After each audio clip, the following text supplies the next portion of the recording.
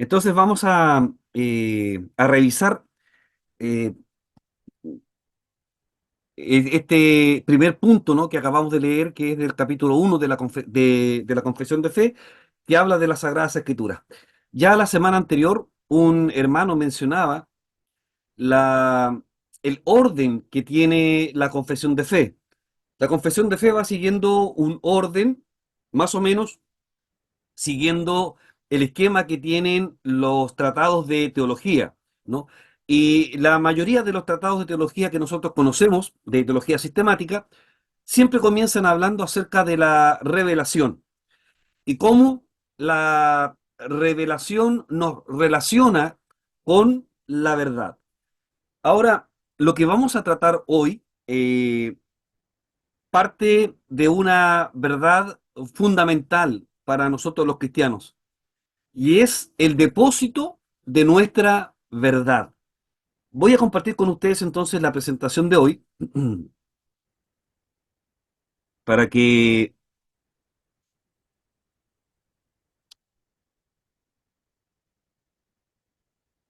bien,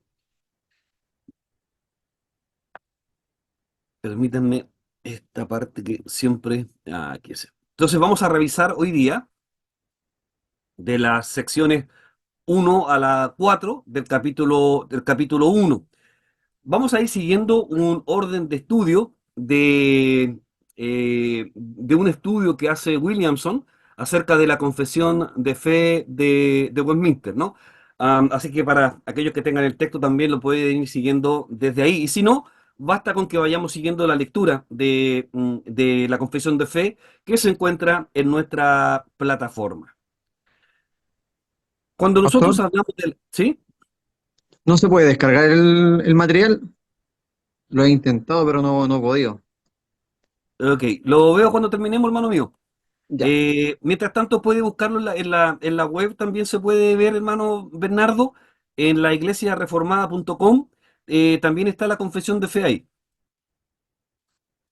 Entonces, hermanos, vamos a partir hablando entonces eh, de esta verdad que sustenta, así como en la teología sistemática, la revelación, es la forma por la cual los teólogos explican el sustento de la verdad del Evangelio.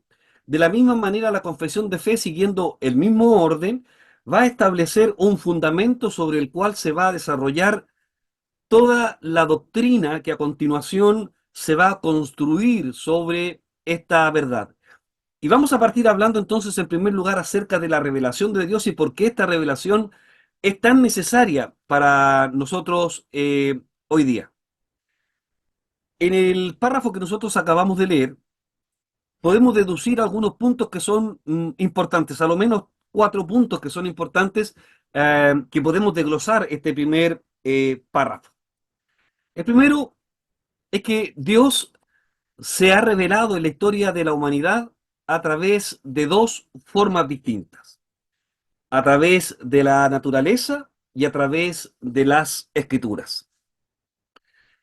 Esta forma en la cual Dios se revela a los hombres es suficiente, ¿no? Y al final vamos a ver, en contraposición con Roma y otras denominaciones cristianas, ¿no?, la importancia que tiene para nosotros el sostener la verdad de este principio de la revelación máxima de Dios a través de las Sagradas Escrituras.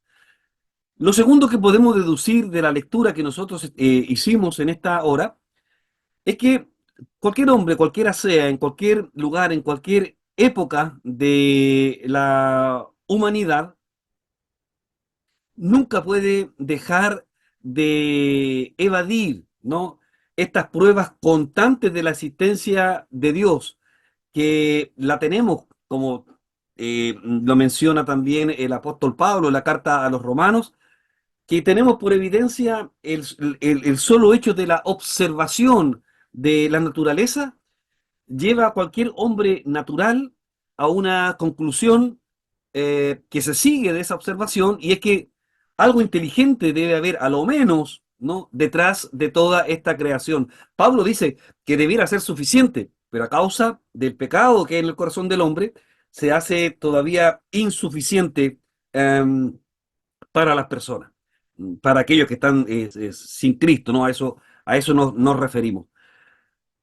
Ahora, lo tercero que deducimos de este párrafo que estamos leyendo y que introduce nuestra presentación de hoy es que, aunque no tuviéramos las escrituras, los hombres no podrían evadir, ¿no?, esta prueba permanente de la existencia de un Dios vivo y verdadero, ¿no?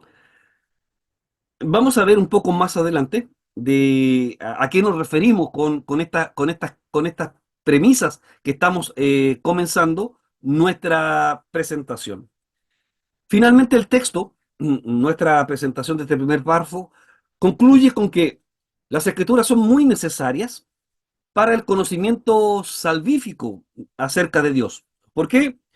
Porque en la revelación que llamamos natural y que comúnmente no hablamos de ella como la creación, es suficiente para cualquier hombre llegar a la conclusión lógica de que existe Dios, debido a las perfecciones que hay en la naturaleza y en toda la creación de Dios, ¿no? Eso debiera ser suficiente y de hecho tenemos muchos testimonios de la ciencia que avalan la exactitud con la cual funcionan todas las cosas y cómo se interrelacionan todas entre ellas. Entonces, una persona que llegara a estudiar y llegar al convencimiento de las formas, cómo funciona, cómo se relaciona el cosmos, la naturaleza, debiera ser convencida de la existencia de un Dios verdadero.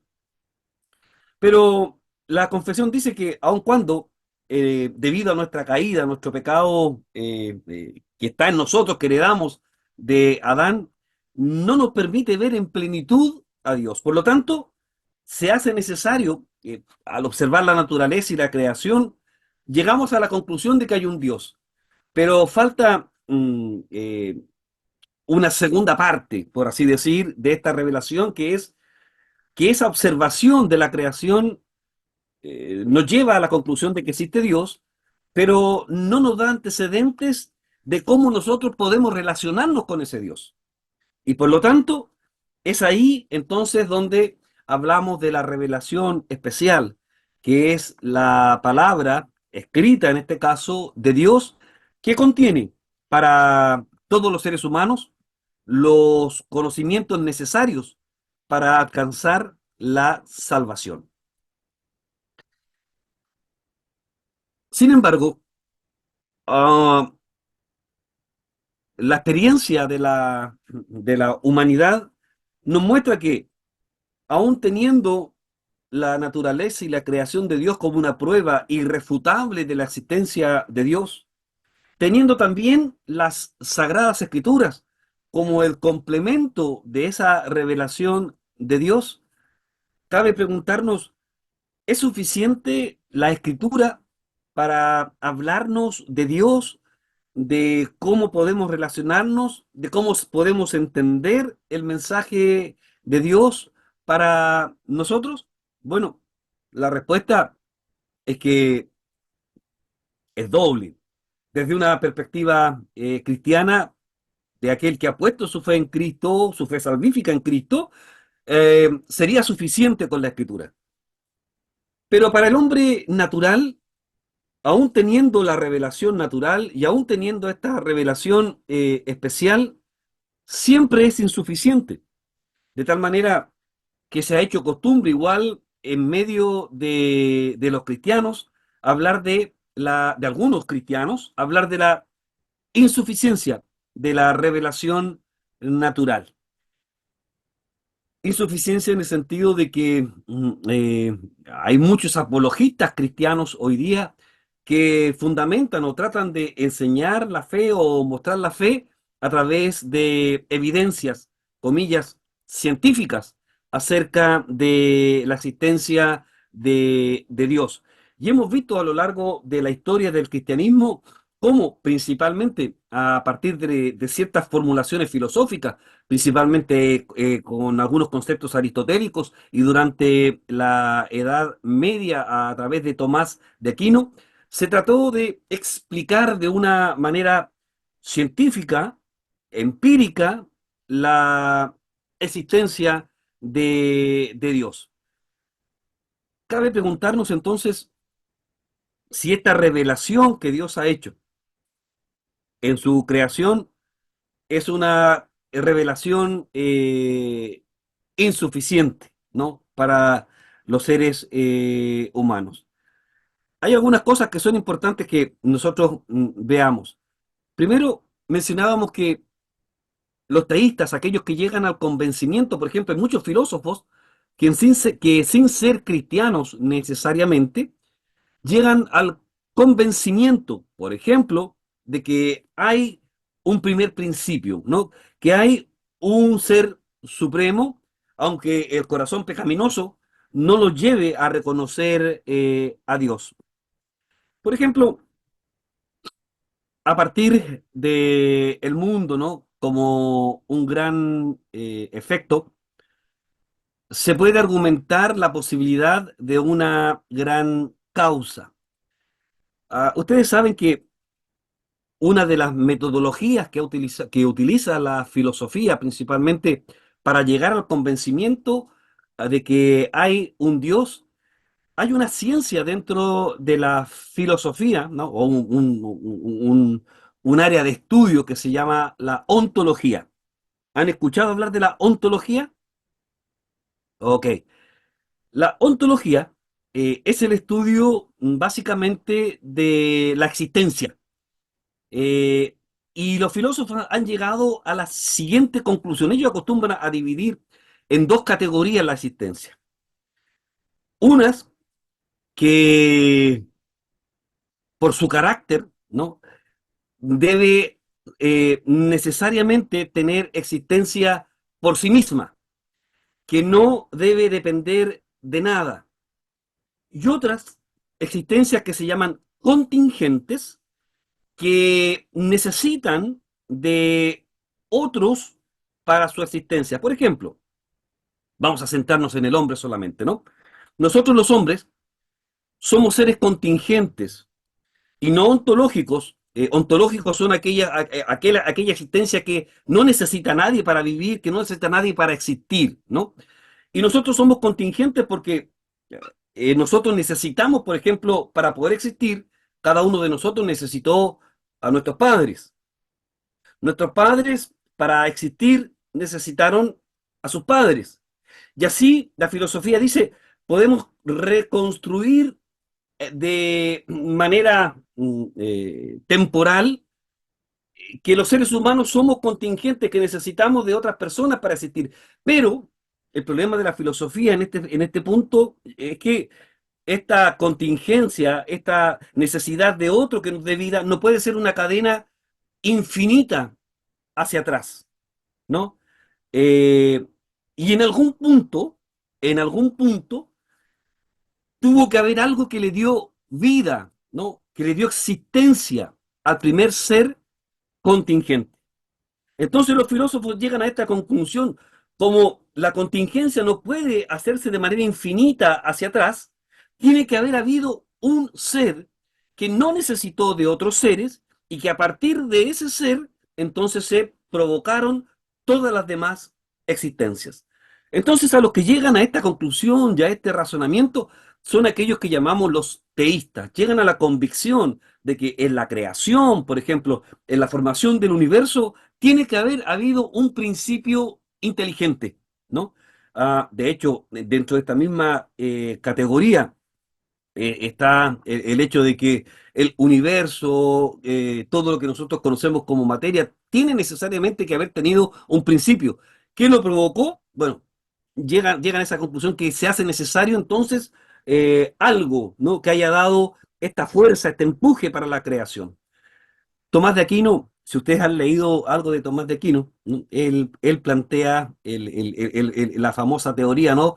Del primer motor, ¿no? El primer motor inmóvil, ¿no? Que le da funcionamiento a todas las cosas, que puso en funcionamiento todas las cosas. Entonces, desde la filosofía, los teístas aún con pruebas filosóficas, llegan a la conclusión de que existe un Dios, o a lo menos que existe un principio inteligente, que existe un ser del cual se derivan, ¿no? Que es la principal causa que provoca todas las consecuencias como la creación y, por cierto, la existencia. Entonces, a partir también del evidente orden, diseño del universo, yo sé que ustedes saben, pero yo lo voy a recordar, que en el caso solamente del planeta Tierra, que gira a una cierta distancia orbital del Sol, si no estuviera en esa distancia permanente referente al Sol, si estuviera más cerca, por ejemplo, o estuviera más lejos, sería imposible la vida, ¿no? En nuestro planeta.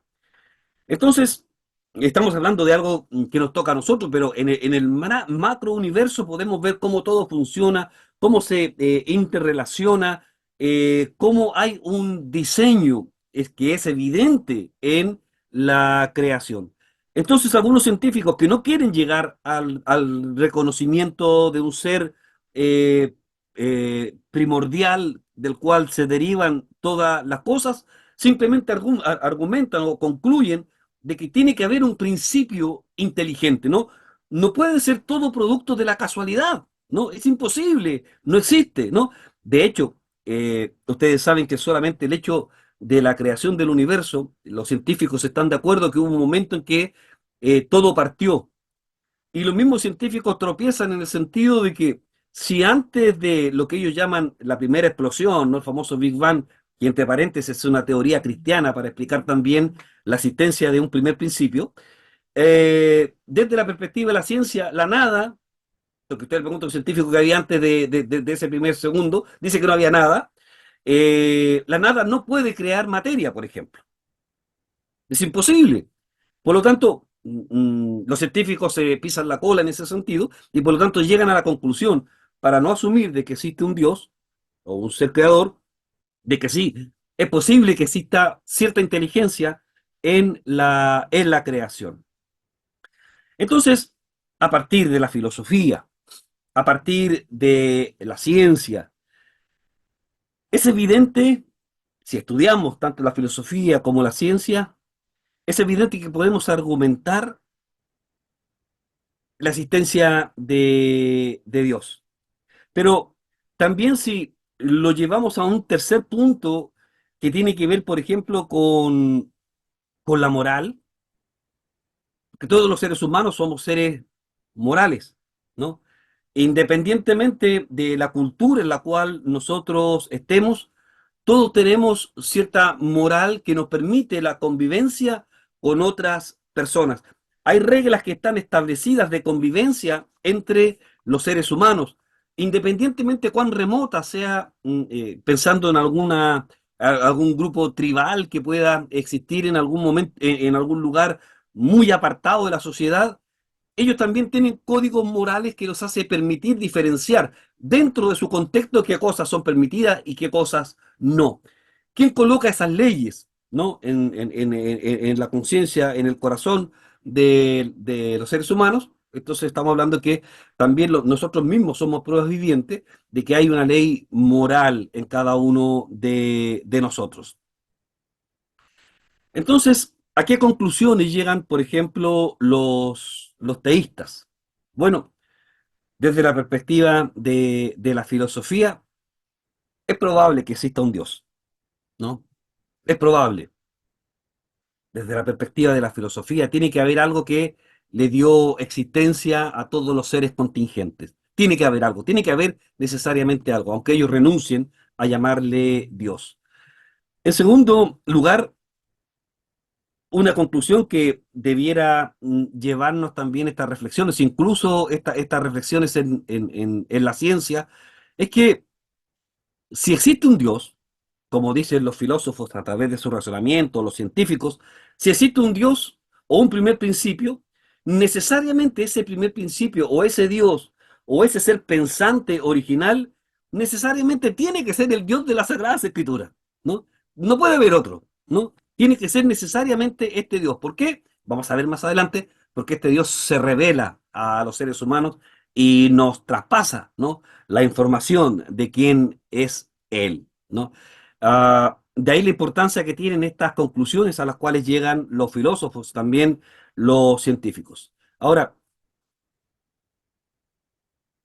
hay un problema con este razonamiento también, y es que a los hombres, la mayoría, estamos hablando de los hombres en términos generales, la mayoría de los hombres, después de, comillas, como dice la lámina que ustedes están mirando ahí, de comprobar, entre comillas, ¿cierto?, la existencia de Dios, eh,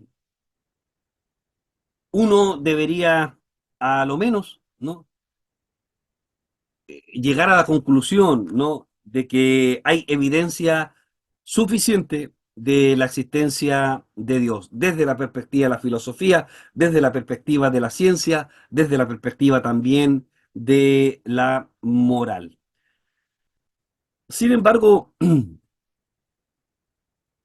se llega a este razonamiento y a esta conclusión a través de un método que es humano, en donde nosotros los seres humanos, la criatura de Dios, es quien establece los parámetros por los cuales Dios puede llegar a ser conocido.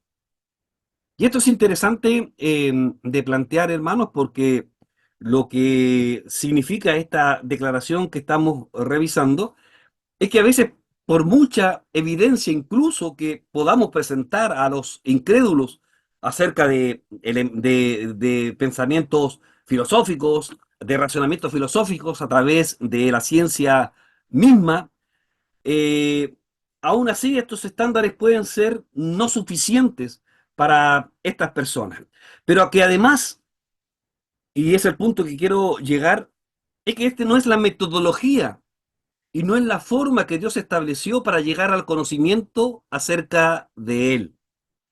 Dios puede ser visto, entre comillas, a través de las filosofías, vislumbrado entre penumbras a través de la ciencia, pero no es el método por el cual a Dios le plugo relacionarse o revelarse con los seres humanos, ¿no? Y vamos a ver ahora de qué manera o cuál es el canal que Dios estableció para revelarnos quién es Él y cuáles son los aspectos necesarios para nuestra salvación.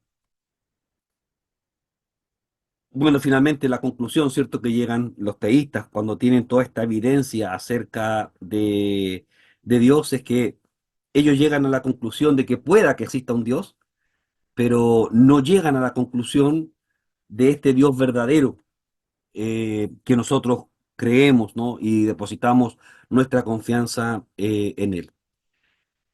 Entonces ya usted seguramente, ya después de esta introducción, ya está vislumbrando el camino, ¿no?, que es lo que quiere mostrar la confesión de fe en este primer capítulo. Y es que cómo se revela Dios tradicional, ordinariamente, a las personas, a través de su revelación especial, ¿no? Es decir, a través de las sagradas escrituras. Eh, Porque la misma Biblia, a medida que vayamos avanzando en los capítulos, ¿no?, nos va a ir dando la evidencia suficiente acerca de quién es Dios y nos habla también no solamente de quién es, sino quién era, cómo existía antes que no existiera la creación y cómo será también este Dios. El universo existe porque Dios lo planeó de esa manera. Todo lo que conocemos en lo macro, en lo micro, aquello que nuestros ojos no alcanzan a observar, todo estuvo en la mente de Dios desde el principio. Y así lo revela la Sagrada Escritura. Y eso ha sido revelado por Dios. ¿Cómo? ¿Cómo nosotros podemos llegar a ese conocimiento acerca de Dios? Parcial, por cierto, solamente a través de aquella revelación que Dios nos ha dado. Uno de mis teólogos sistemáticos favoritos, ¿no? Siempre menciona que lo que nosotros conocemos de Dios es lo suficiente que debemos conocer de Él, es lo que a Él le plugo eh, revelarnos a cada uno de nosotros.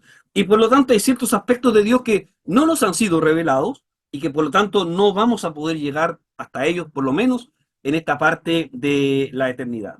Pero bueno, lo que queremos decir es que Dios se ha revelado específicamente a través de la revelación especial, ¿no? A través de las Sagradas Escrituras.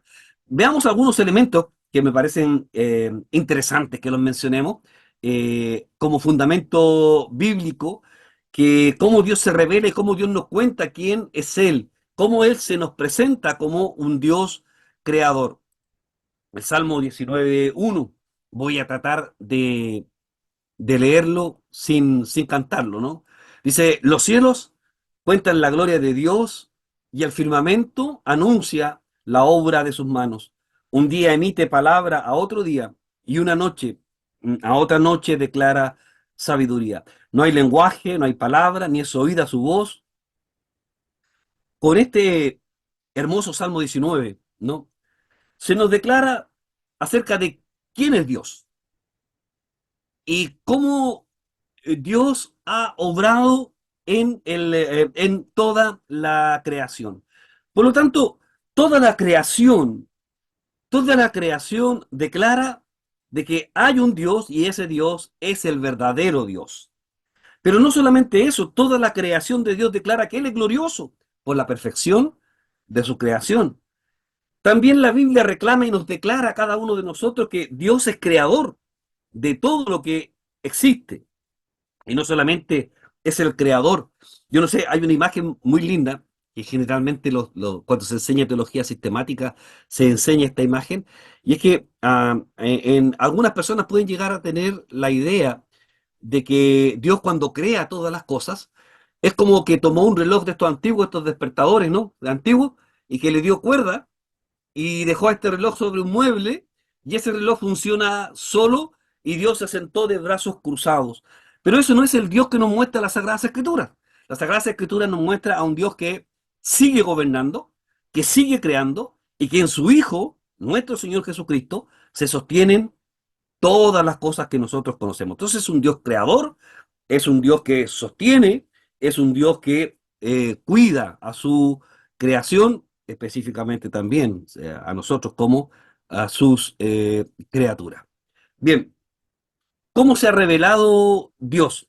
Ya hemos mencionado que Dios se ha revelado eh, con palabras y en la naturaleza, aún antes de la caída. Y este punto es interesante, hermanos, porque antes de la caída, para Adán, y bueno, vamos a poner a su esposa ya en esta escena, para ellos era suficiente el observar la creación perfecta que había antes de la caída. Basta que nosotros nos imaginemos cómo era la creación antes de la caída, donde el león pastaba con el cordero, donde la tierra producía lo suficiente para el sustento del ser humano, la belleza de los colores, la perfección de la creación, todo eso era suficiente para que Adán y Eva reconocieran, ¿no?, a Dios. Ahora, esto es muy importante. Esa revelación que Adán y Eva veían en la creación sería suficiente para ellos, de acuerdo a las Sagradas Escrituras, sería suficiente para ellos de saber lo que Dios quería de ellos. ¿Qué opinan ustedes? Solamente el observar la creación, solamente el mirarla, solamente el estar ahí, ¿sería suficiente para Adán y para Eva saber lo que Dios demandaba de ellos? No, No. ¿Por qué? Muy bien. ¿Qué más porque necesitaban? necesitaban conocer lo que Dios quería de ellos. Y lo Así que es. Dios quería de ellos Muy era la bien. obediencia a un mandato. ¿Y cómo Dios les hacía saber a ellos lo que él quería? Les hablaba directamente. O a través de la palabra, ¿no? Entonces se nos muestra que ya desde la creación, antes de la caída, era suficiente la creación, la observación de la creación, pero aún así no era suficiente solamente con la observación para saber cómo relacionarse Adán y Eva, los primeros padres, sin pecado, estando puestos en el jardín del Edén, también necesitaban una dirección, también necesitaban una palabra que a ellos les dijera cómo llegar a conocer a Dios y cómo, por cierto, administrar esta creación en la cual ellos están. Entonces, de la manera que Adán y Eva podían llegar a conocer la voluntad de Dios, los propósitos de Dios, era a través de la palabra directa de Dios. De hecho, cuando miramos el Génesis, ¿no? Vemos que los primeros dos, tres capítulos solamente son diálogos, ¿no? Entre Dios eh, y Adán, Eva, y vemos cómo Dios va dando instrucciones y vemos cómo también estas instrucciones que Dios da, Dios muestra, ¿no? Los beneficios y las bendiciones de obedecerla y también, por cierto, el castigo de desobedecer las bendiciones de Dios. Y Dios permanentemente cuando vamos viendo el Antiguo Testamento vemos que la manera primordial con la cual Dios se relacionó con los seres humanos fue a través de su palabra, ¿no? Su palabra todavía hablada, ¿no? De parte del Señor mismo. Bueno, entonces lo que necesitaba Adán en el paraíso, con su esposa Eva, no solamente era esa creación perfecta que nosotros nos imaginamos en nuestra mente, sino que además también necesitaba una revelación especial, una revelación que viniera de parte de Dios mismo, ¿no? Que era la fuente de la vida, acerca de los requerimientos para esta primera pareja.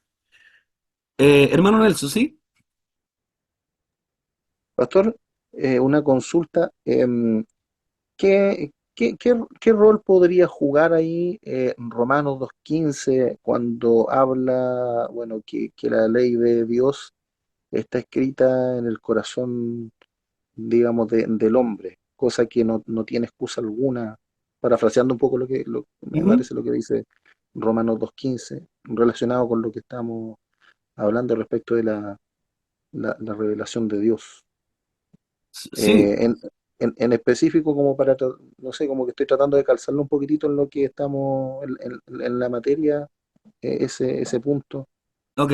Hermano Rolando, luego le respondo, si hay otra pregunta, respondo las dos al mismo tiempo. No, respóndanos. Ok, bien, mencionamos al principio, hermano Nelson, de que todos los seres humanos, ¿no?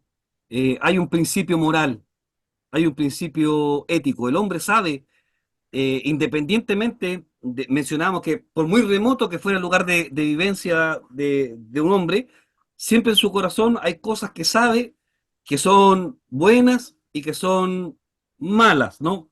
Ah, a veces no hay consenso en todos los seres humanos en común, pero ¿qué nos demuestra esto? Que el hombre es imagen de Dios, ¿no? Siempre, a pesar del pecado, borrosa y todo, sigue siendo imagen de Dios y por lo tanto eh, eh, tiene en su corazón estas leyes que Dios ha establecido, de aquellas cosas que son buenas y malas. De hecho, algunos teólogos, eh, por lo menos hasta el siglo XIX, planteaban de que aquellos hombres que no va a ser, porque el Evangelio dice, ¿no? Que la venida del Señor no va a ser hasta que el Evangelio sea predicado en todas partes del mundo, pero si hay hombres que murieron, por ejemplo, sin llegar a conocer a Dios, ¿no?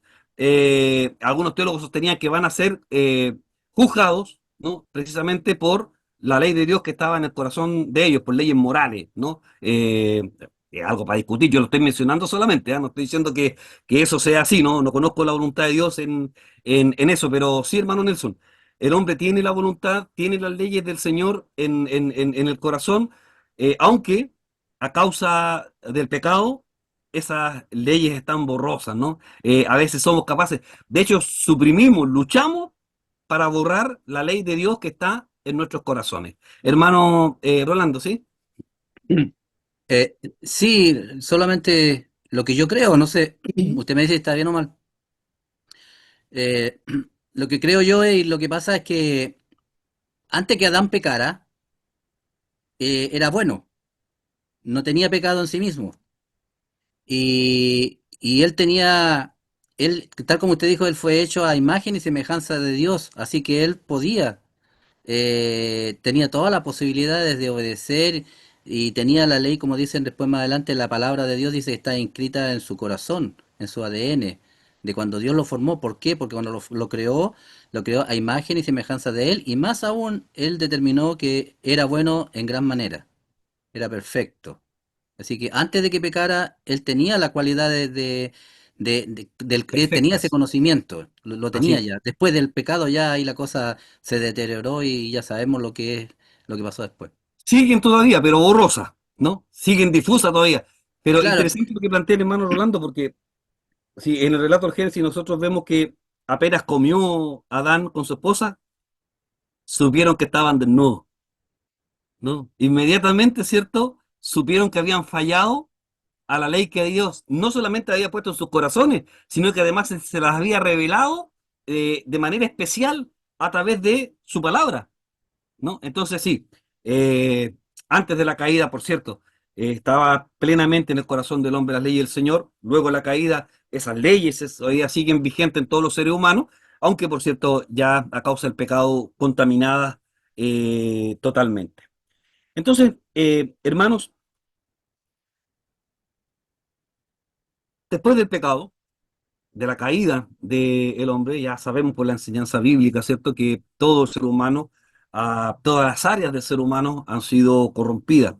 No hay espacio en nuestro cuerpo que no esté corrompido por el pecado. Ahora, hay cambios en la lámina que ustedes están mirando, dice que hay cambios en el orden natural a partir de la caída del hombre.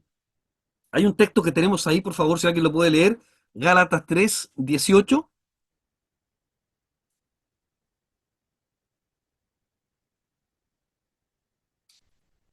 ¿Alguien lo tiene que lo pueda leer? A ver, lo leo yo. Por favor. Gálatas 3, versículo 18. 18. ¿Se escucha bien? Sí, se escucha bien. Ya dice, porque si la herencia es por la ley, ya no es por la promesa, pero Dios la concedió a Abraham mediante la promesa. Entonces, el texto que nosotros acabamos de leer es que se produce un cambio en la ley, en el orden natural. El orden natural es, estamos hablando, ¿cierto?, del hombre antes de la caída. Pero a partir de ese momento, recuerden ustedes que hay una serie de eventos en las Sagradas Escrituras que nos muestran cómo estaba el corazón de Dios hacia la creación. Hay un texto muy polémico, ¿no? ¿Se acuerdan ustedes que dice que a Dios, a causa del pecado que había en el mundo, dice que Dios se arrepintió de haber creado al hombre? Pero a partir de Abraham, no va a ser una clase ahora de teología sistemática, pero a partir de Abraham, entonces hay una promesa nueva, hay una nueva forma, hay un cambio en el orden en el cual Dios se va a revelar y va a establecer ahora una relación con los seres humanos. Hasta Abraham, la forma relacional de Dios era de manera directa, ¿no? Dios hablaba de manera directa con las personas. Pero en el nuevo pacto que Dios va a establecer a partir de Adán, perdón, de Abraham, hay una nueva forma en la cual Dios se va a revelar. El libro de Hebreos, en el primer capítulo, ¿cierto? Nos dice cómo Dios se revela al hombre, ¿no? Y nos muestra un orden cronológico de cómo Dios se va revelando con el hombre, hasta llegar, ¿no?, a la revelación final. Y aquí nosotros tendríamos que hacer una pregunta. ¿Por qué es necesaria una revelación especial? ¿Por qué es necesaria la palabra de Dios directa para nosotros hoy día? ¿Por qué Dios no nos deja, si ya somos de Él, nos escogió, hemos colocado nuestra fe salvífica en Cristo? ¿No sería eso suficiente para nosotros? ¿Para saber cómo vivir como cristianos? ¿O qué Eh, tenemos que hacer en nuestra vida cristiana? ¿Qué más necesitaríamos? ¿O no necesitaríamos nada? Pastor, ¿Sí? será porque, bueno, a pesar de que el Señor nos ha salvado, aún en nuestra carrera de la santidad, debemos seguir, digamos, luchando con la ayuda del Espíritu Santo con nuestro pecado que aún mora en nosotros. Ujú. Necesitamos una guía. Necesitamos saber cómo guiarnos. Necesitamos saber cómo vivir. Necesitamos qué tenemos que creer. Necesitamos saber cómo podemos ser salvos. Eh, y para eso entonces Dios se revela de manera especial a través de las Sagradas Escrituras. De ahí entonces, después de toda esta larga introducción que hemos hecho, llegamos entonces al fundamento de la vida cristiana, de nuestra fe, y, por cierto, ¿no? de todo lo que proviene de nuestra eclesiología. El fundamento que es la Sagrada Escritura, lo necesario que es la Sagrada Escritura, la importancia que ella tiene para la vida de la iglesia. Y este punto lo vamos a discutir en las últimas láminas, de vamos a estar hablando acerca de la diferencia que tenemos, por ejemplo, con otras denominaciones con respecto al punto inicio de nuestra fe. Entonces, en conclusión, esta primera parte, Dios se revela a través de dos maneras: revelación natural y revelación eh, especial, ¿no? La revelación natural, como una conclusión y lo que mencionábamos, es una revelación general que, como hemos visto, cualquier persona, aunque no tenga fe en Cristo, fe salvífica, puede llegar a la conclusión, ¿no? de que existe un Dios, ¿no? A través de la observación de la creación, tal cual nos revela el apóstol Pablo. Pero también hay una revelación verbal que vamos a llamar la revelación especial de Dios, y que en algunas partes, en algunas épocas de la historia de la redención, Dios lo hacía directamente con los hombres, pero a Dios le plugo en un momento de la historia de la redención también colocar toda esa enseñanza de manera escrita, ¿no? Y vamos a ver por qué, porque tiene que tener un porqué, porque nuestro Dios es perfecto, no hace las cosas sin ninguna importancia o sin tomar consideraciones. Vamos a ver por qué es importante que tengamos la palabra de Dios escrita. Bueno, ya entramos a lo técnico que menciona también la confesión. Nosotros los protestantes reconocemos en el Antiguo Testamento 39 libros. ¿Por qué la confesión parte con esto que pareciera tan obvio para nosotros hoy día, 500 años después de la confesión? Bueno, recuerden que cuando se confecciona, cuando se está trabajando en la confesión de fe, al frente tienen a la iglesia de Roma, ¿no? Y la iglesia de Roma tiene un canon distinto del Antiguo Testamento. Tiene una porción de lo que nosotros llamamos, o la teología o los estudiosos bíblicos llaman, los libros deuterocanónicos, ¿no? O apócrifos también para algunos. Se confunden los términos, pero vamos a llamarle libros deuterocanónicos. ¿Por qué?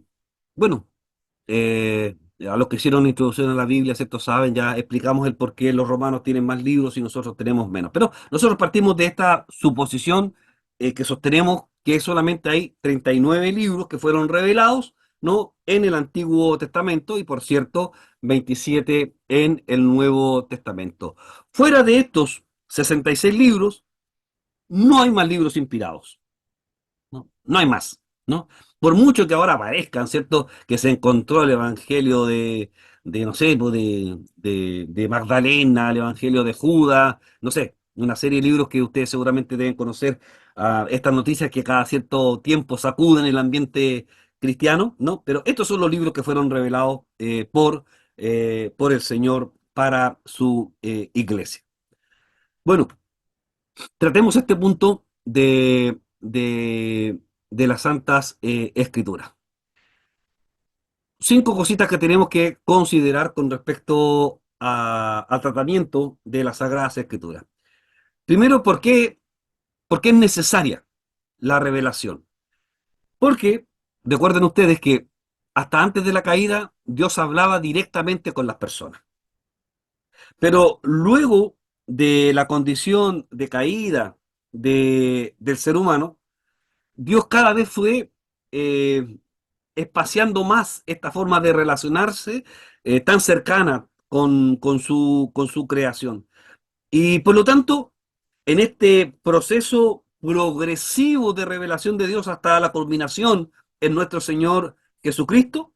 Dios fue revelándose a través de palabra, hasta llegar, como hemos dicho, hasta nuestro Señor Jesucristo. Por buenas razones, dice la confesión, y vamos a ver un poco más adelante, Dios ha dejado un registro permanente de esta revelación que Dios ha hecho con las personas. Un punto que es importante, esta revelación de Dios especial a través de la palabra, hermanos, ya está completa, ¿no? Está completa, está cerrada. Y en eso coincidimos con los romanos, pero no con los ortodoxos. Usted sabe que los ortodoxos hasta el día de hoy no tienen el canon cerrado, ¿no? Y de hecho tienen en algunos patriarcados, tienen más libros incluso que la iglesia romana en el Antiguo Testamento, ¿no? Ellos no tienen cerrado el canon. Nosotros sí creemos que el canon está cerrado, que Dios ya ha revelado todo lo que el hombre necesita conocer, todo lo que el hombre necesita saber acerca de su salvación es evidente en las Sagradas Escrituras. Y esta comprensión que nosotros tenemos de la revelación solamente se encuentra en lo que llamamos los 66 libros canónicos o los 66 libros de las Sagradas Escrituras. Y aunque no vamos a hacer un curso acá de Biblia porque ya lo revisamos, y en la lectura que nosotros hacemos de los libros de las Sagradas Escrituras es evidente, ¿no? Es evidente la inspiración de Dios en este libro, algo que no se observa en otros escritos humanos. Pregunta, ¿por qué es evidente que la Biblia es inspirada por Dios? ¿Alguien puede mencionar, alguien que se acuerda de los cursos de introducción a la Biblia? ¿Por qué es evidente que la Porque no Biblia es se, inspirada por Dios? porque no se contradice a sí mismo. Muy bien, no se contradice. ¿Qué más? porque se escribió en distintos continentes, en distintos años, que era como imposible que se podían colocar de acuerdo en un diálogo común. Ok, se escribieron de diferentes lugares, ¿cierto? En diferentes idiomas, personas que no se conocieran. Sin embargo, la Biblia tiene una coherencia, ¿cierto? ¿Qué más? Porque en a ver, 2000, no, más de 4000 años no ha podido ser destruida, a pesar que han tratado hasta el día de hoy de destruirla. Ok. Entonces, hermano, la Biblia nos da evidencias suficientes de manera interna de que ella es la palabra de Dios y que por lo tanto ella ha sido inspirada de parte de Dios mismo. A ver, cuando hablamos de las Sagradas Escrituras, tenemos que ver esta progresión en la revelación que Dios va haciendo. Toda la historia de la redención que nosotros vemos en las Sagradas Escrituras se nos muestra a través de diferentes maneras en las cuales Dios actuó en la historia de la humanidad. Cuando leemos el Antiguo Testamento, por ejemplo, vemos que todos los actos, todos los libros, todo el mensaje profético, toda la profecía que hay hacia adelante, apunta hacia la figura de nuestro Señor Jesucristo. Cuando nosotros leemos el Antiguo Testamento, todo lo que leemos del Antiguo Testamento es que nos habla y que nos apunta hacia la revelación máxima de Dios, que es nuestro Señor Jesucristo. Y cuando leemos el Nuevo Testamento, ya encontramos en el Nuevo Testamento el acto final de esta revelación, este punto culminante de la revelación de Dios en nuestro Señor Jesucristo. Mm, por favor, para que no me crea a mí, le creamos a la Biblia. ¿Alguien puede leer Hebreos 1:1?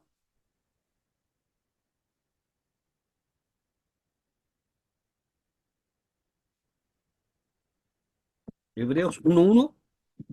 Dios, habiendo hablado muchas veces y de muchas maneras en otro tiempo a los padres por los profetas. Entonces Dios habló de diferentes maneras. En el Antiguo Testamento habló a través de los profetas y en el Nuevo Testamento habla a través de la revelación máxima, ¿no? Que es a través de nuestro Señor Jesucristo, y nuestro Señor Jesucristo posteriormente comisiona al Espíritu Santo para que dirija, ¿no?, a su iglesia y, por cierto, para que dirija a los apóstoles y a los escritores bíblicos. Entonces tenemos la evidencia, tenemos la culminación de la historia de la redención de manera progresiva. Ahora, ¿por qué Dios escogió esta forma de preservar la revelación que Él ha hecho a los hombres a través de la palabra escrita? Bueno, la respuesta es porque esta es la mejor forma eh, para el hombre, ¿no? Esta es la mejor manera para nosotros. Esta es la mejor manera en la cual el hombre puede depositar su confianza, sabiendo que la Biblia ha sido inspirada por Dios, ha sido exhalada, proviene de Dios mismo, que el Espíritu Santo motivó a los santos escritores para hablar, nos da la plena confianza de que la Biblia es la palabra de Dios, ¿no? Y esto es mejor que la tradición. Voy a explicar un poquito más por qué es mejor que la tradición. Y es mucho mejor que la palabra esté escrita porque es la mejor manera de preservar la verdad. El corazón del hombre, ya sabemos que es un corazón corrupto. Entonces, cuando los romanos, por ejemplo, a nosotros nos hablan de la tradición, hay algunos textos que ellos utilizan en que, y por cierto es interesante porque la Biblia sí habla de la tradición, ¿no? Y sí Pablo instruye a las iglesias de que guarden la tradición. Sin embargo, esta tradición, y por eso, porque Dios conoce nuestros corazones, sabe que nosotros los seres humanos somos de tendencia pecaminosa y somos proclives a pecar en la transmisión, ¿no?, de la tradición, ¿no?, o aquellas doctrinas que no están contenidas en las Sagradas Escrituras. Por lo tanto, entre confiar en la tradición, en personas que son tan pecadoras como nosotros, en personas que pueden llegar a cambiar el mensaje del Evangelio, es mejor tener algo fijo, algo establecido, que no puede ser motivo de cambio y que regula de manera permanente la vida de la iglesia. Por eso que la tradición o la revelación de Dios escrita es mucho mejor que la tradición a la cual apela la iglesia romana y a la iglesia ortodoxa, toda vez que hemos visto que en la historia de la iglesia que estas tradiciones, ¿no?, y estos magisterios cada vez añaden doctrinas y prácticas que es difícil pensar que la iglesia apostólica pudo sustentar, ¿no? No hay evidencia ninguna de muchas de las prácticas de la iglesia romana. Por lo tanto, la manera escrita en la cual Dios le plugo revelarse a nosotros los seres humanos es la mejor manera, ¿no? Es la mejor forma, porque se constituye entonces en aquel escudo que protege la verdad, la palabra de Dios, y que no permite la intervención desde afuera ni la modificación de ella, ¿no? De eso nosotros tenemos muchos ejercicios y muchas experiencias con respecto a eso. Además, también es mejor para propagar la verdad porque apuntamos desde la perspectiva de algo que es seguro. Hermano Rolando. Sí, estaba recordando que para confirmar eso, eh, los testamentos humanos, ya sea por herencia o cualquier cosa que queramos dejar a algunos sucesores de nosotros, van todos por escrito. Ninguno es oral ni verbal, porque la verdad es cosa que no vale. No sirve lo verbal, ni lo que dijo, o cuando lo dijo y a quién se lo dijo, sino que tiene que ser escrito y así que se corrobora su veracidad. No Así hay otra es, forma. así es. Como dice Gracias, el hermano. dicho, las palabras se las lleva el viento. Oh, sí, oh, sí. Entonces es necesario entonces para nuestra fe, habiendo establecido, ¿no?, la confesión parte de ese supuesto que nosotros los cristianos sabemos, creemos y estamos seguros que la Biblia es la palabra de Dios y que todo lo que está en ella, que contenido es lo que necesitamos los seres humanos y que no hay más libros a partir de eso. Esa es la presuposición fundamental con la cual parte la confesión de fe y también es la cual debemos partir cada uno de nosotros como cristianos. Bueno, ¿cómo sabemos que la Biblia es la palabra de Dios? Ya un poco lo adelantamos, ¿no?, mencionando acerca de aquellos detalles que la misma Sagradas Escrituras nos menciona a cada uno de nosotros. Eh, ¿Cómo sabemos que este libro es la palabra de Dios? ¿Cómo podemos estar seguros que solo este libro es la palabra de Dios? podemos estar seguros que esta es la palabra de Dios por medio de la evidencia que lo comprueba, ¿no? Ya estuvimos hablando acerca de eso. Eh, y esa evidencia es interna y externa, ¿no? Ya también hemos mencionado acerca de eso. Cuando hablamos de la evidencia interna, por ejemplo, vamos a mencionar algunas cosas, ¿no? Que todo el Antiguo Testamento, por ejemplo, afirma en todos sus libros que es la palabra de Dios. El Nuevo Testamento reconoce el Antiguo Testamento como palabra de Dios, y Cristo promete a sus apóstoles que ellos tendrían la guía, la inspiración, el cuidado del Espíritu Santo. Y los mismos apóstoles cuando escriben, ¿no? A las iglesias reconocen que están escribiendo inspirados por el Espíritu Santo. Cuando vamos al Antiguo Testamento, usted puede ver ahí, ¿sí, hermano Rolando? Sí, estaba recordando algo, no es curioso, pero algo que la ciencia hace ya muchos años ha comprobado muchas cosas. Una de ellas que recuerdo es que por qué la circuncisión se hacía a los 8 días de nacido de un niño y no antes y no después. No era porque a Dios se le plujo o una, sino que la ciencia descubrió que exclusivamente en los varones eh, la, la coagulación de la sangre, el más alto porcentaje y nivel es justamente a los 8 días de nacido. Y eso lo pueden ver porque es un hecho científico que está corroborado. Ujú. Además, hay otros hechos, y bueno, pero solamente dos porque hay muchos. Hay otro hecho que la ciencia ha comprobado, o sea, ha dicho que en los estudios científicos le falta un día. Y el día que falta, es el día que está en la Biblia, cuando el sol se paró. Y también está comprobado, o sea, ellos no está comprobado que, para nosotros está comprobado que Dios es el día que Dios paró el sol, pero le falta un día a los estudiosos de la ciencia. Eso lo pueden Ujú. ver, ahí están los estudios hechos, los descubrimientos, y hay otras cosas más también. Muy bien. Gracias, hermano Rolando. Aquí ustedes están viendo algunas de las profecías que se mencionaron en el Antiguo Testamento y que se cumplen plenamente en el Nuevo Testamento. Entonces eso también nos da la prueba de continuidad, la prueba de coherencia, la prueba de un solo mensaje también a través de todas las sagradas escrituras. Como evidencias externas, que la Iglesia, a través de los siglos, ¿no? Ha reconocido los escritos como la palabra de Dios. De hecho, leemos las cartas de Pablo y entendemos, y me gusta, ¿no? Los, eh, Me gusta, por ejemplo, ustedes se acuerdan de Hechos 15. ¿Qué pasa en Hechos 15? ¿Alguien se acuerda? ¿Qué pasa Concilio en de Hechos 15? ¿Qué Jerusalén. hay? Concilio de Jerusalén. El Concilio de Jerusalén. Cómo define Santiago, el pastor de la iglesia, el obispo de la iglesia de Jerusalén, cómo define el concilio? ¿A qué apela? ¿A la tradición, a lo que conversaron con Pedro, con los demás que están ahí? ¿A qué apela finalmente? Dice que ve y comprueba que todo lo que está pasando, que han dicho Pablo y Bernabé frente al concilio y Pedro, ¿no? Si está de acuerdo o no con las Sagradas Escrituras.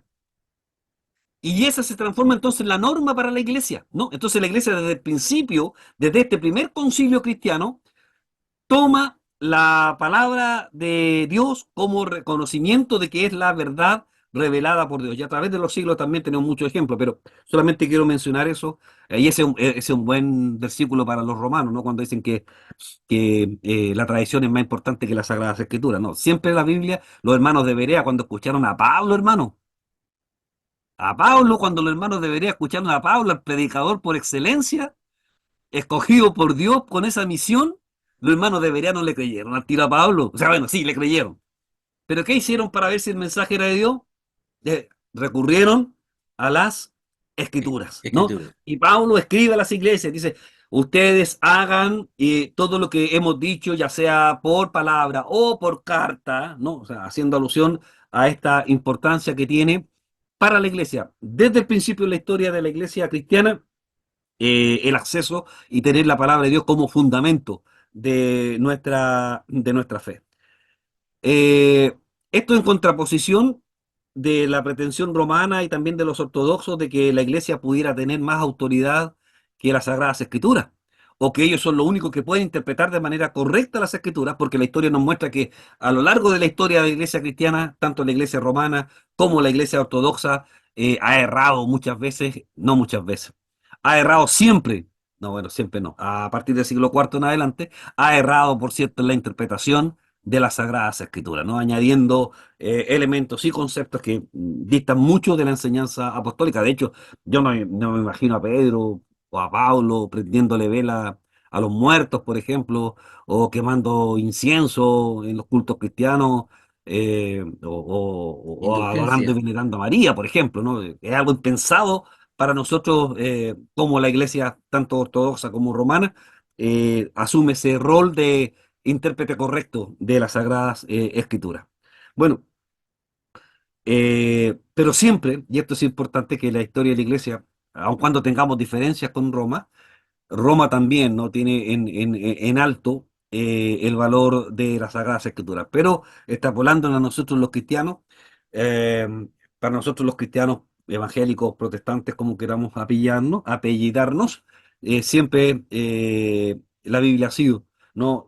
Por excelencia nuestra norma, ¿no? A quien acudimos siempre y quien debe resolver siempre en tiempos de dificultades doctrinales. Ya sabemos, aquellos que sostenemos el texto receptus, no vamos a pelear aquí, pero aquellos que sostenemos el texto receptus sabemos que Dios ha cuidado y preservado de manera especial las Sagradas Escrituras y las ha conservado a través de los siglos para que sean la guía para su iglesia, ¿no? Tenemos también no solamente la certeza de que Dios inspiró a los santos escritores, sino que además también Dios la preserva para su iglesia y la va a seguir preservando, por cierto, ¿no? Porque nuestro Dios es un Dios que actúa permanentemente en la historia de la redención. Los romanos tienen falsas pretensiones con respecto a las Sagradas Escrituras. Ah, aunque Roma dice que la Biblia es la palabra de Dios, pero ellos apelan básicamente a que la que le da credibilidad o certidumbre de que la Biblia es la palabra de Dios es el testimonio de la iglesia. Es decir, es la iglesia la que valida eh, la veracidad de las Sagradas Escrituras. Hay una cita ahí del Catecismo de Baltimore, ¿no? Que habla precisamente de que solamente por la tradición de la iglesia los fieles pueden llegar a tener la certeza de que la Biblia es la palabra de Dios. O sea, porque la iglesia lo definió, porque la iglesia hizo un listado de los libros, que es una mentira, ¿no? Pero ellos dicen, no, que ellos hicieron la Biblia y desconocen todo el Antiguo Testamento, como que también lo hicieron ellos, ¿no? Y que por lo tanto, como la iglesia hizo este listado de libros, entonces es la iglesia antes que las Sagradas Escrituras. Bueno, no vamos a estar discutiendo con eso. Ahora, por lo menos, no es el espíritu del curso. Concluimos esta primera parte acerca de la escritura. Como un testimonio objetivo, nosotros tenemos de que la palabra de Dios está en las Sagradas Escrituras, ¿no? Es la palabra de Dios, no podríamos dudar de eso, si no se derrumba todo nuestro edificio doctrinal con respecto a ella. Como sabemos, está el testimonio interno, ¿no? Ya hemos mencionado algunas características de ello. Tenemos también el testimonio interno que el Espíritu Santo produce en cada uno de nosotros y que nos diferencia de aquellos que aún viendo lo mismo que nosotros, no llegan a la misma conclusión. Pero también tenemos que decir que toda la verdad revelada de Dios ya se encuentra en las Sagradas Escrituras, no hay más revelaciones, no hay más libros que puedan aparecer, ya la revelación de Dios está cerrada. Finalmente, el Espíritu Santo obra de tal manera en los corazones de los elegidos que al final reacciona correctamente frente a la verdad de los que están confrontados en las Sagradas Escrituras. Entonces, de esta manera, hermanos, hemos concluido esta primera sección de la Confesión de Fe, que nos habla de las Sagradas Escrituras y que parte de esta convicción fundamental. La Biblia es la palabra de Dios. Si no somos capaces de sostener eso, no creemos eso, bueno, no vamos a avanzar en el conocimiento ni en la doctrina que más adelante vamos a ir revisando en la confesión de fe. Hay algunos aspectos que yo no quise mencionar porque tenemos que considerar que una clase de una hora que tiene que ver, por ejemplo, con algunas definiciones que menciona la misma confesión de fe con respecto, por ejemplo, a que hay temas que son oscuros en las Sagradas Escrituras, que la Biblia se explica con la Biblia misma y que si hay pasajes oscuros deben ser interpretados a la luz de otros pasajes bíblicos, que aquellas interpretaciones difíciles deben ser hechas por los doctores de la iglesia.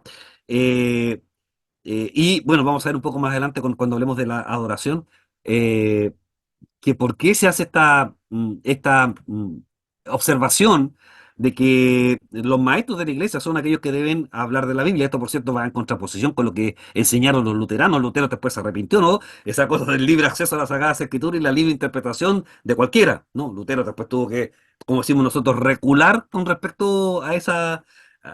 Lutero tenía un buen espíritu, ¿no? Que la palabra de Dios estuviera en las manos y en las casas de todas las personas, pero fue mucho más allá cuando dijo que todos podían interpretar las Sagradas Escrituras. En la Sagrada Escritura todos podemos ir y encontrar lo que es claro y fundamental para nuestra salvación, pero no hay interpretaciones particulares referentes a algunos temas, ¿no? Bueno, pero eso vamos a medida que vayamos avanzando, vamos a ir definiendo algunas doctrinas que los que Westminster es claro. Ahora, yo por aquellos hermanos que no son presbiterianos, nosotros vamos a hacer toda esta exposición desde la perspectiva de la fe reformada, así que probablemente en algunas sesiones más adelante esto se va a poner bueno, ¿no? En algunas discusiones que podamos tener con respecto a la doctrina, algunas diferencias, pero todas dentro, ¿cierto?, del espíritu cristiano. De esta forma, hermanos, yo termino mi presentación y como siempre, dejamos al final tiempo para alguna consulta, algún aporte, alguna crítica que ustedes quieran hacer. Recordando también, hermanos, que la plataforma ya está al cuestionario número 2. Ya pueden estar, una vez que terminemos, o mañana, o el tiempo que ustedes tengan libre, ya pueden estar contestando las preguntas que están en el cuestionario. Hermanos, ¿alguna consulta? ¿Algún aporte? ¿Algo que Yo, necesite ser explicado más? yo, Mano Rolando. eh, la palabra, como estamos hablando de la palabra de Dios, dice en Apocalipsis, yo testifico a todo aquel que oye las palabras de la profecía de este libro, si alguno añadiere a estas cosas, Dios traerá sobre él las plagas que están escritas en este libro. Y si alguno quitare de las palabras del libro de esta profecía, Dios quitará su parte del libro de la vida y de la santa ciudad y de las cosas que están escritas en este libro. Amén. Amén. Gracias, hermano Rolando. Más claro no se puede, ¿cierto? Hermano Nelson. Pastor, bueno, me imagino que la terminología como evidencialismo y presuposicionalismo son obviamente muy posteriores a lo que plantea, ya se planteaba, ¿cierto?, en aquellos tiempos en la confesión de fe.